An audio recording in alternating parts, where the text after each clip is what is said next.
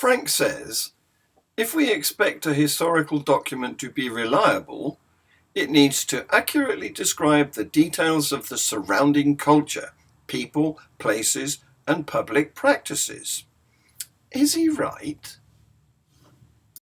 If that was really how we determined the reliability of a historical document, then Spider-Man would be true because it is set recognizably in New York amongst the surrounding culture, people, places, and public practices.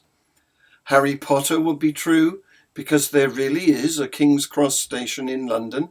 It even has a platform 9 3/4.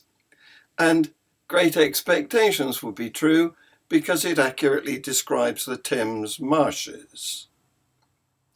The fact is, describing locations accurately is not evidence for events.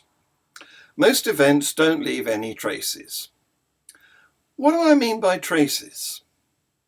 Well, if I was digging in my garden and I found a rusty bomb with German writing on it, it would be reasonable to assume that a bomber had flown over during World War II, and I would be able to check this with military records of bombing raids and articles in the archives of newspapers. But does walking on water leave any traces? What about virgin birth? Resurrection? The answer is a resounding no. So how do we determine what is reliable history? An account is considered to have good historicity if it is corroborated by multiple independent contemporary sources. Take the monarchs of England or the emperors of Rome. They have innumerable surviving sources: coins, medals, birth and death records, statues, paintings, menus of banquets, etc. The Bible is one source. We don't have the original writings, and the earliest surviving copies date to a generation or more after the events it claims to report.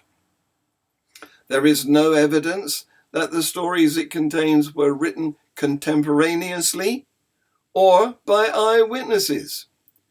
And there is a great deal of similarity to stories contained in earlier writings by, amongst others, the Babylonians.